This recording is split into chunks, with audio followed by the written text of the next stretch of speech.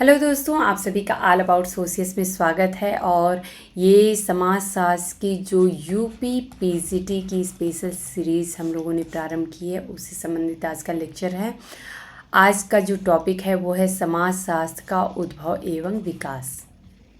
इस टॉपिक को हम लोग एक एक जो एग्ज़ाम की दृष्टि से इसमें क्या क्या इम्पोर्टेंट है उसके बारे में हम लोग डिस्कस करेंगे और बहुत ही ज़्यादा डिटेल में नहीं जाएंगे। अगर आप लोगों को समाजशास्त्र के उद्भव एवं विकास की डिटेल में समझने की आवश्यकता है तो आप लोग इससे संबंधित जो इग्नू सीरीज है, मैंने उसमें फ्रांसीसी क्रांति है, औद्योगिक क्रांति है, टेनिस कोर्ट की शपथ है, एक एक को बहुत डिटेल में समझाया है कि आखिर में समाजशास्त्र का उद्भव कैसे होता है, इसका विकास कैसे हुआ है।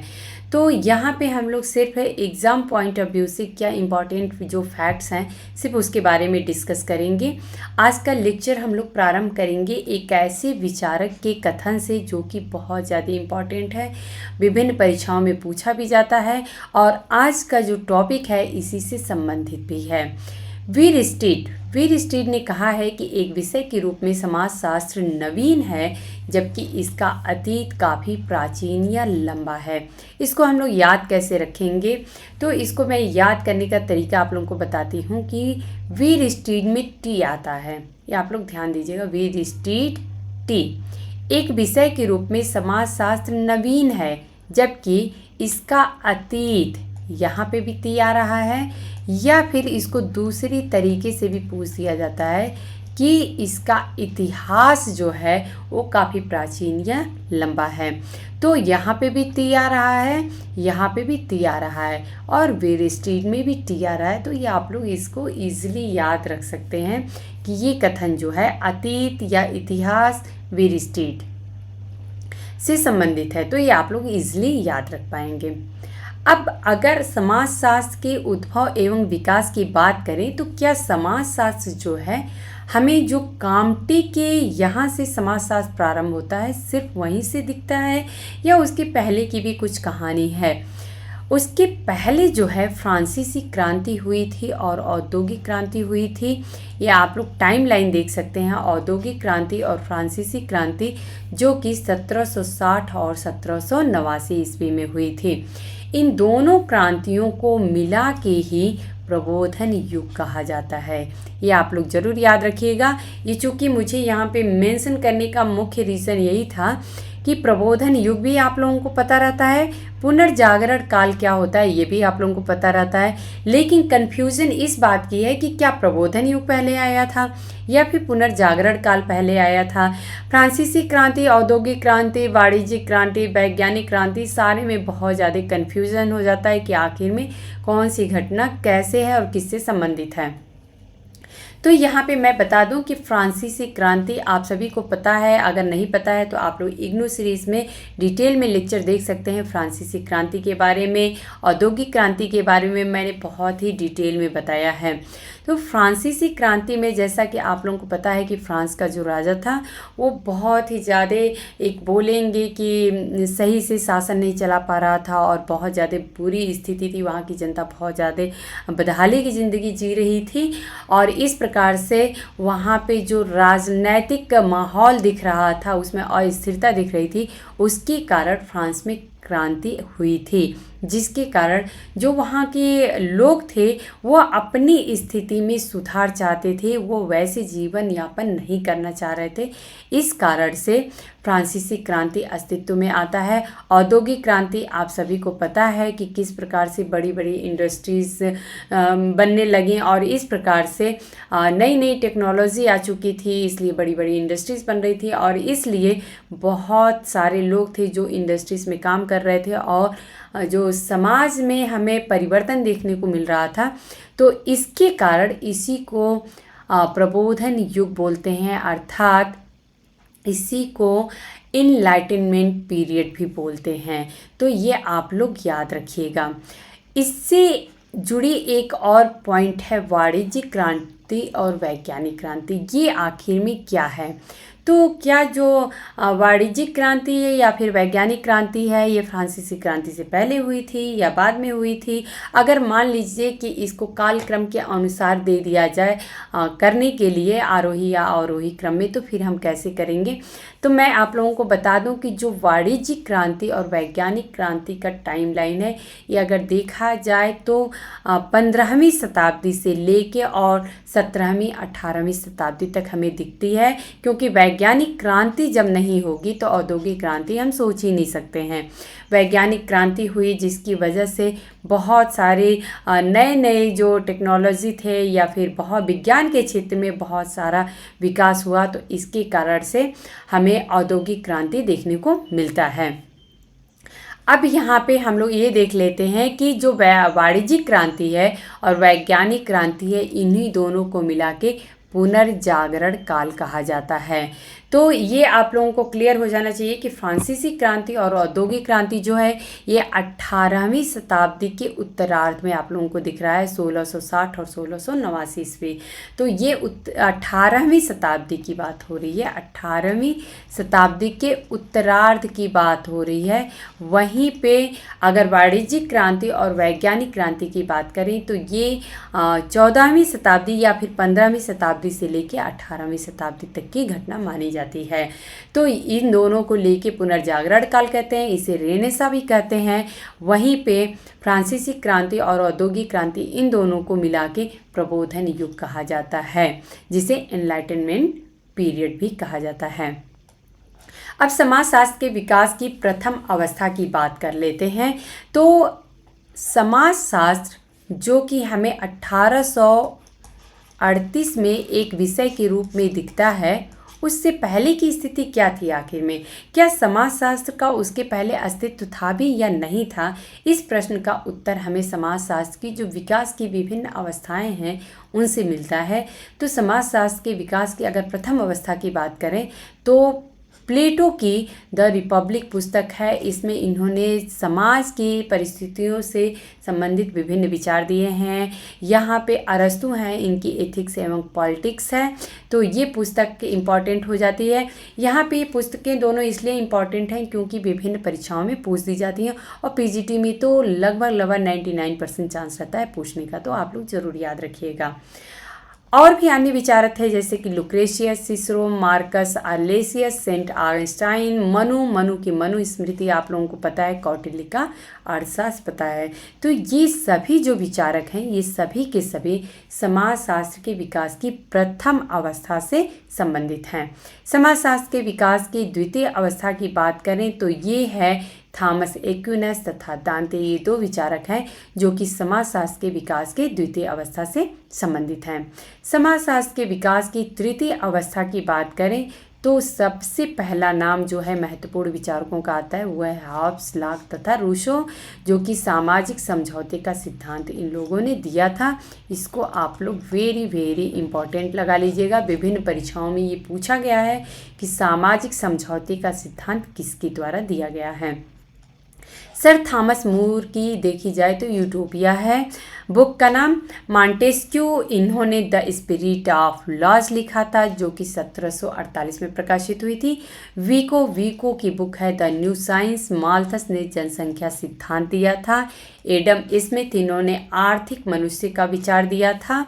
रूसो की बात करें तो इनकी एक महत्वपूर्ण पुस्तक है द सोशल कॉन्ट्रैक्ट और ये 1762 में प्रकाशित हुई थी। इसमें एक इनका बहुत ही फेमस कथन है कि किसी देश की जनता को अपना शासक चुनने का अधिकार है।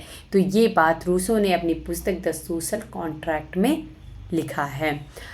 यहाँ पे अब बात करते हैं अर्नल्ड टाइनबी की। ये एक और महत्वपूर्ण विचारक हैं जो कि औद्योगिक क्रांति से संबंधित हैं और इन्होंने औद्योगिक क्रांति की काफ़ी विस्तृत व्याख्या अपनी पुस्तक अ स्टडी ऑफ हिस्ट्री में किया है। तो अ स्टडी ऑफ हिस्ट्री काफ़ी इम्पॉर्टेंट बुक है जो कि अर्नल्ड टाइनबी से संबंधित है, आप लोग ज़रूर ध्यान रखिएगा। अब यहाँ पे हम लोग बात करते हैं सेंट साइमन की। सेंट साइमन, ये आप सभी को पता है कि सेंट साइमन जो हैं ये ऑगस्ट काम्टे के गुरु हैं। सबसे पहले समाज का जो उस समय बहुत ही ज़्यादा अस्थिर सा माहौल दिख रहा था, सेंट साइमन उससे बहुत ज़्यादा विचलित थे और वो समाज का एक व्यवस्थित अध्ययन करना चाह रहे थे कि आखिर में समाज सब कुछ तो सही चल रहा था, अचानक ऐसा क्या हुआ है कि समाज में इतनी ज़्यादा अस्थिरता दिखाई दे रही है। किसकी वजह से? जो औद्योगिक क्रांति हुई थी उसकी वजह से। तो इसलिए सेंट साइमन जो है वो समाज का एक व्यवस्थित अध्ययन करना चाहते थे। और आप लोगों को ये पता है कि ऑगस्ट काम्टे का जन्म कब हुआ था? तो ये 1798 ईस्वी में हुआ था। ऑगस्ट काम्टे की बात कर रहे हैं यहाँ पे। तो काम्टे का जन्म जो है वो 1798 ईस्वी में हो चुका था, जिस समय की फ्रांसीसी क्रांति और औद्योगिक क्रांति का प्रभाव जो है वो पूरे समाज पे दिख रहा था। और चूँकि फ्रांसीसी क्रांति थी और फ्रांस से ही संबंधित काम्टे भी थे, काम्टे के मन में भी एक ख्याल आ रहा था कि हमें समाज का एक व्यवस्थित अध्ययन करना चाहिए। काम्टे के गुरु सेंट साइमन दोनों ने मिलके और सोचा कि समाज का किस प्रकार से व्यवस्थित अध्ययन करें। तो इन लोगों ने एक अध्ययन भी किया था, plan of the scientific operation necessary for the reorganisation of society. इस पे इन लोगों ने इस टॉपिक से काम करना शुरू किया समाज का अध्ययन करने के लिए कि समाज के अध्ययन को एक विषय के रूप में किस प्रकार से हम स्थापित करें। लेकिन सेंट साइमन और ऑगस्ट काम्टे के जो विचार थे वो मैच नहीं कर पा रहे थे और इसके कारण उन लोगों में मनमुटाव हो गया। और उसके बाद से ऑगस्ट काम्टे जो हैं ये कार्य जो है वो अकेले प्रारंभ किए। ऑगस्ट काम्टे की कहानी यहाँ से शुरू होती है और ऑगस्ट काम्टे ने सबसे पहले जो समाज का व्यवस्थित अध्ययन करना चाहते थे उसको प्रत्यक्ष दर्शन के नाम से प्रारंभ किया, लेकिन उसको फिर बदल के प्रत्यक्ष भौतिकी किए, अगेन उसको बदल के सामाजिक भौतिकी करते हैं और फिर उसको भी बदल के लास्टली जो है वो समाज शास्त्र अर्थात सोशियोलॉजी रखते हैं। अब यहाँ पे ये जो हैं दोनों ये तो इतने ज़्यादा इम्पॉर्टेंट नहीं रहते हैं, लेकिन सामाजिक भौतिकी सोशल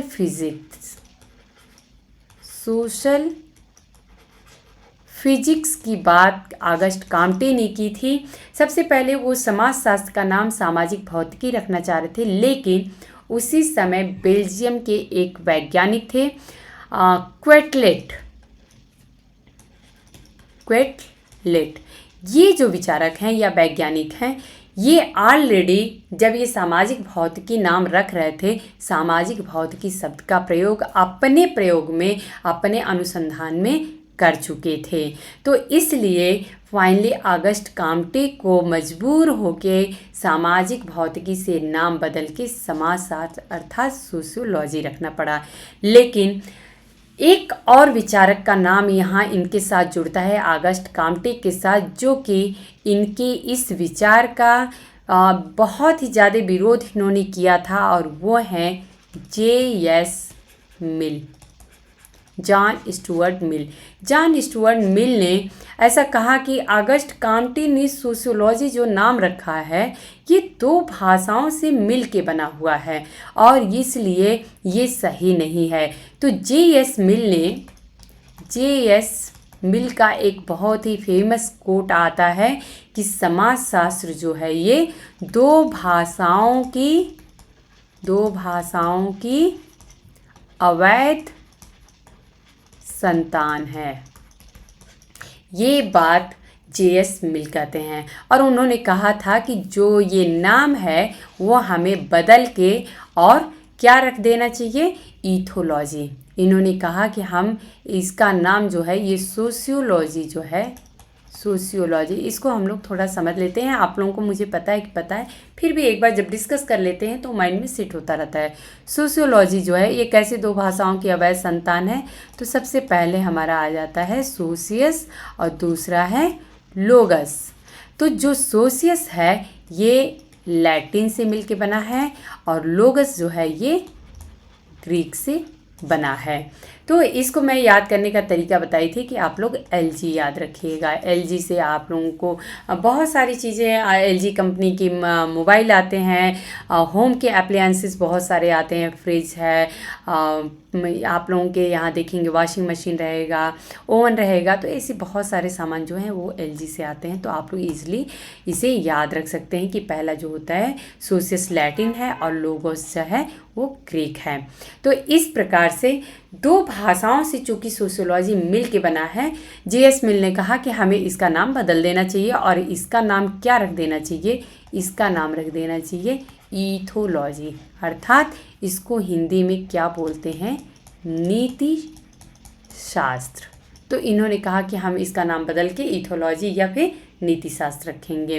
तो ये जो फाइनली तो आप सभी के सामने हमारे बीच में देख ही रहे हैं कि समाजशास्त्र नाम से ये विषय ऑलरेडी है, लेकिन जो इसका काफ़ी ज़्यादा विरोध किया था JS मिल ने, इन्होंने कहा था कि नहीं नहीं, ये दो भाषाओं की अवैध संतान लग रही है और इसका नाम बदल के हम लोग ईथोलॉजी रखेंगे। हालांकि विचारक जो थे वो इनकी इस बात से सहमत नहीं हुए और फाइनली जो है सोशियोलॉजी नाम जो है वो अस्तित्व में आ गया।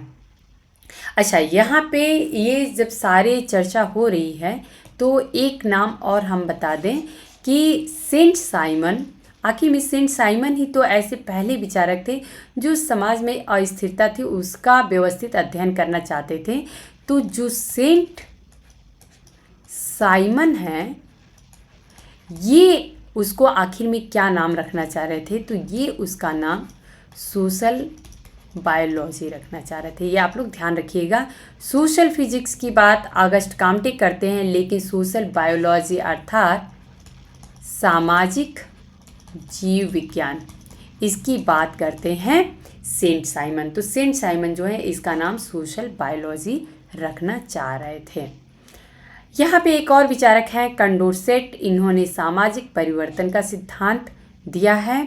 आप लोग हमारे पिछले कुछ लेक्चर हैं उसमें जो जैसे आप लोग नए नए विचारकों के नाम देख रहे हैं, कंडोरसेट हैं और भी JS मिल हैं, इन लोगों के हैं मैंने कुछ लेक्चर्स में इमेज भी डाले हैं, जिससे कि आप लोग अगर लेक्चर्स को देखें तो एक इमेज जो होता है वो माइंड में छप जाता है, तो एक लगता है कि हाँ पहचाना हुआ चेहरा है, अच्छा इन्होंने ही ये थ्योरी दी है।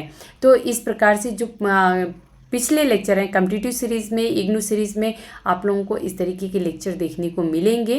तो कंडोरसेट जो है वो सामाजिक परिवर्तन का सिद्धांत दिए हैं। समाजशास्त्र के विकास का चतुर्थ अवस्था की यदि बात करें तो ये समाजशास्त्र के वैज्ञानिक विकास की वास्तविक अवस्था मानी जाती है। यहाँ से कहानी शुरू होती है ऑगस्ट काम्टे की।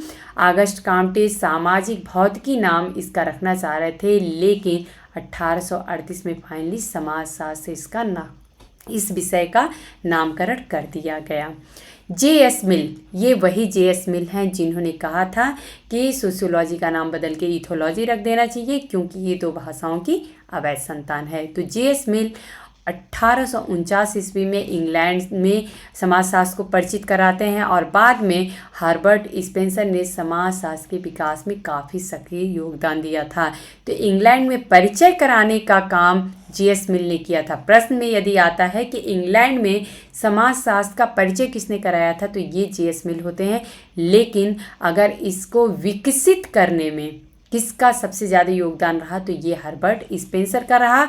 और यहीं से ये लाइन भी इम्पॉर्टेंट हो जाती है कि JS मिल और हर्बर्ट स्पेंसर ये दोनों के दोनों जो विचारक हैं वो इंग्लैंड से संबंधित हैं।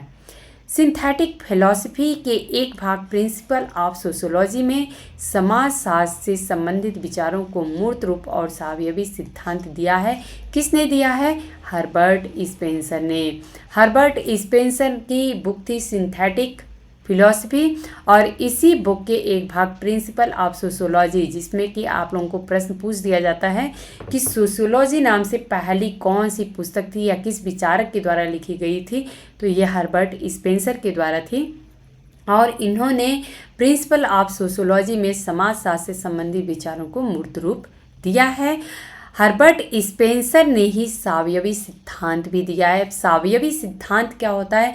तो सावयव का अर्थ होता है जैसे कि एक मानव का शरीर है, जिस प्रकार से मानव के एक शरीर के विभिन्न अंग जो होते हैं, जैसे कि हाथ है, पैर है, आँख है, नाक है, कान है, मुंह है, सभी एक दूसरे की सहायता करते हुए और किस प्रकार से पूरे शरीर को एक सुचारू रूप से कार्य करने देते हैं, उसी प्रकार से हर्बर्ट स्पेंसर कहते हैं कि समाज की जो विभिन्न अंग हैं, जैसे कि राजनीतिक संस्था है, सामाजिक संस्था, धार्मिक संस्था, सांस्कृतिक संस्था, आर्थिक संस्था, ये विभिन्न संस्थाएं जो हैं वो मिल के एक साथ और समाज को सुचारूपूर्ण कार्य करने देते हैं। तो इस प्रकार से सावयवी सिद्धांत जो है वो हर्बर्ट स्पेंसर से संबंधित है। सर्वप्रथम अमेरिका के येल विश्वविद्यालय में समनर के द्वारा 1876 में समाजशास्त्र के अध्ययन अध्यापन का कार्य प्रारंभ हुआ था। समाजशास्त्र को एक स्वतंत्र एवं वैश्विक विज्ञान बनाने का श्रेय किसको जाता है? तो ये एमिल डर्कहाइम को जाता है।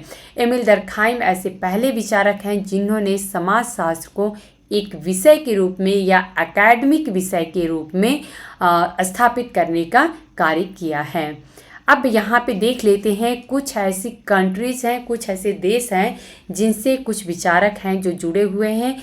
ये पॉइंट अपने आप में इसलिए इम्पॉर्टेंट हो जाता है क्योंकि विभिन्न परीक्षाओं में ये पूछ दिया जाता है कि कौन विचारक जो है वो किस देश से संबंधित हैं, या फिर समटाइम्स मैच करने के लिए दे दिया जाता है प्रश्नों में। तो इंग्लैंड से हर्बर्ट स्पेंसर, मिल, आप लोग देखेंगे जेएस मिल, ये भी इंग्लैंड से संबंधित हैं।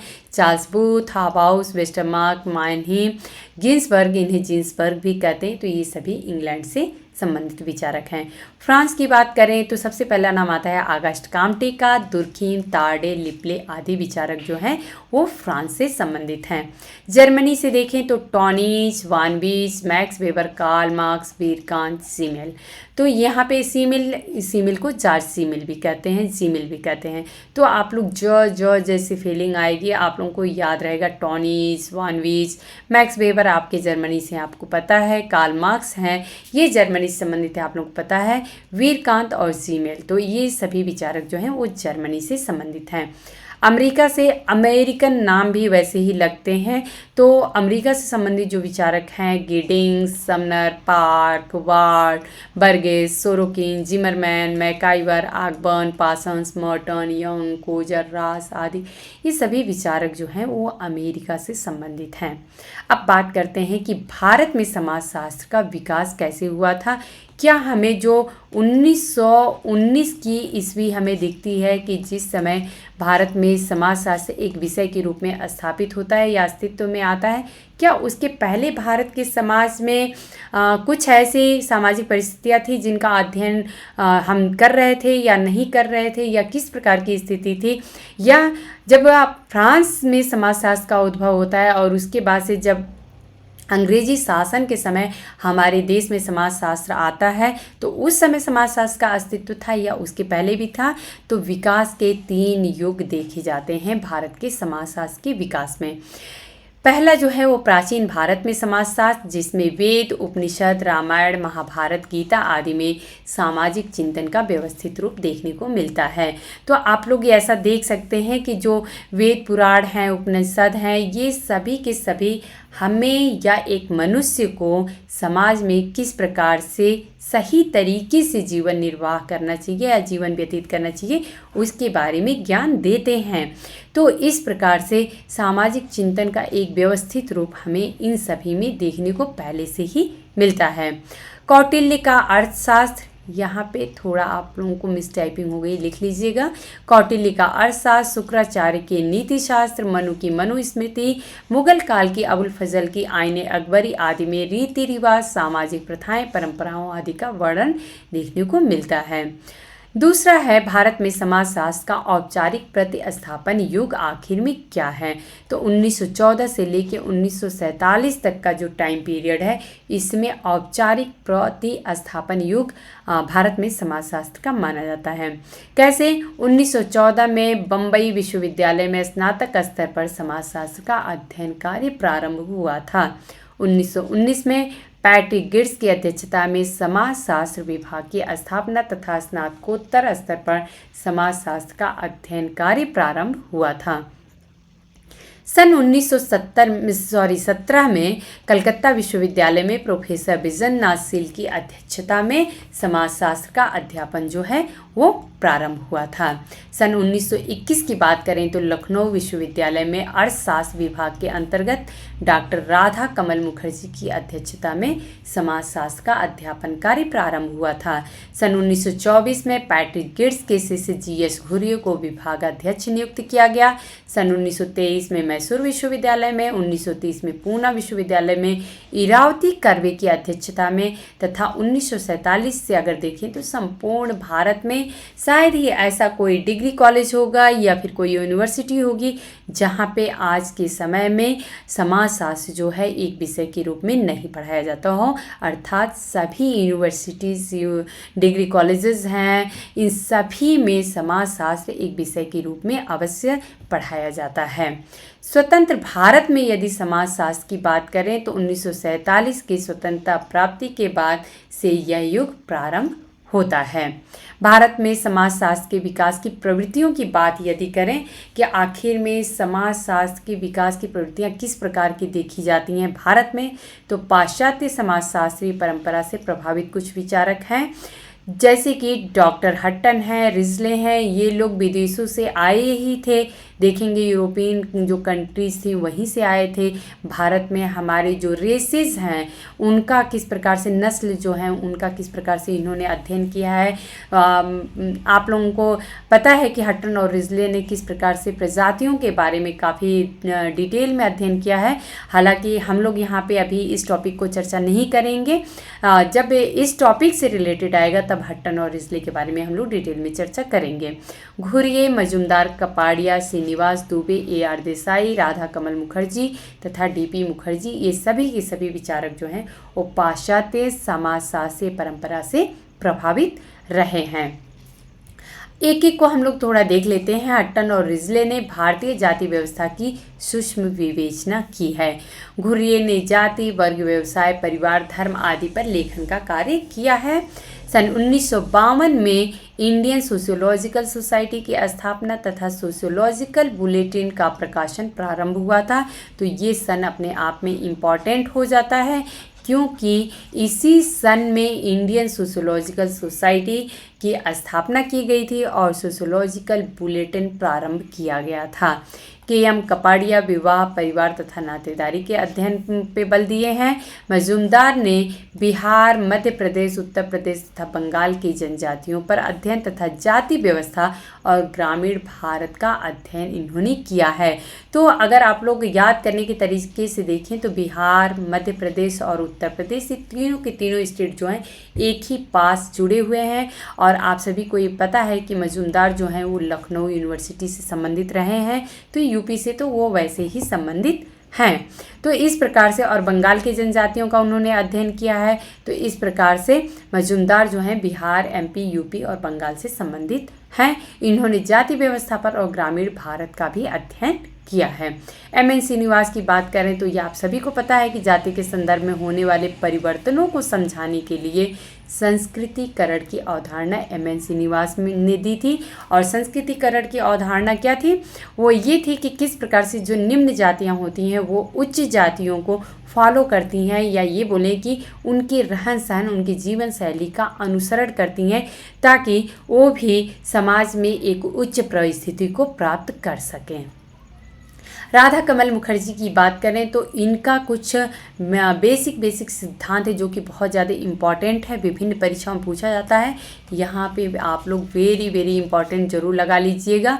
ये तीनों की तीनों जो है वो बहुत ज़्यादा इम्पॉर्टेंट है। राधा कमल मुखर्जी से संबंधित जब भी PGT में आता है एक प्रश्न अवश्य होता है यहाँ से। इनको अर्थशास्त्र का संस्थात्मक सिद्धांत इन्होंने दिया था, प्रवासिता का सिद्धांत दिया है और भारत में पारिस्थितिकीय समाजशास्त्र का इन्होंने अध्ययन किया है। तो इस प्रकार से अगर परंपरागत भारतीय चिंतन से प्रभावित अगर विचारकों की बात करें तो आनंद कुमार स्वामी, डॉक्टर भगवान दास, A.K. शरण, डॉक्टर नागेंद्र, नर्मदेश्वर प्रसाद आदि संबंधित हैं। अब यहाँ पे हम लोग देख लेते हैं कि पाश्चात्य एवं भारतीय समाजशास्त्रीय परंपराओं से समन्वित जो चिंतन है इससे प्रभावित विचारक कौन से रहे हैं। हैं तो ये GS घुरिये, राधा कमल मुखर्जी, DP मुखर्जी और RN सक्सेना आदि हैं। यहाँ पे एक और इम्पॉर्टेंट फैक्ट है, इसके बारे में हम लोग डिस्कस कर लेते हैं बॉटोमोर के बारे में। इन्होंने समाजशास्त्र के उद्भव के 2 प्रमुख कारक बताए हैं। पहला है सामाजिक कारक, दूसरा है बौद्धिक कारक। सामाजिक कारक के बारे में निस्बेट ने काफ़ी डिटेल में चर्चा की है अपनी पुस्तक सोशियोलॉजिकल ट्रेडिशन में। वहीं पे बौद्धिक कारक के बारे में मॉरिस गिन्सबर्ग ने रीजन एंड अनरीजन इन सोसाइटी में काफ़ी डिटेल में चर्चा की है। बॉटोमोर ने समाजशास्त्र के विकास के 5 स्तर बताए हैं, जिसमें विश्वकोशीय स्तर, उद्विकासीय स्तर, प्रत्यक्ष विज्ञान, औद्योगिक समाज का विज्ञान और विरोधी परिप्रेक्ष्य है, जिसमें कि शुरू के जो 3 हैं ये बहुत ज़्यादा इम्पॉर्टेंट हैं। इससे कि विश्वकोशीय स्तर जो कि इंसाइक्लोपीडियक स्टेज बोला जाता है, उद्विकासीय इवोल्यूशनरी स्टेज, और तीसरा है प्रत्यक्ष विज्ञान अर्थात पॉजिटिव साइंस। तो ये दोस्तों आज जो है समाजशास्त्र का उद्भव एवं विकास से संबंधित जो भी इम्पॉर्टेंट फैक्ट्स थे उसके बारे में हम लोग डिस्कस किए। और अगर आप लोगों को मेरा लेक्चर पसंद आता है, पढ़ाने का तरीका पसंद आता है, तो आप लोग हमें कमेंट करके बताया करिए, ज़रूर लाइक करके बताया करिए, अपने दोस्तों में शेयर किया करिए। धन्यवाद।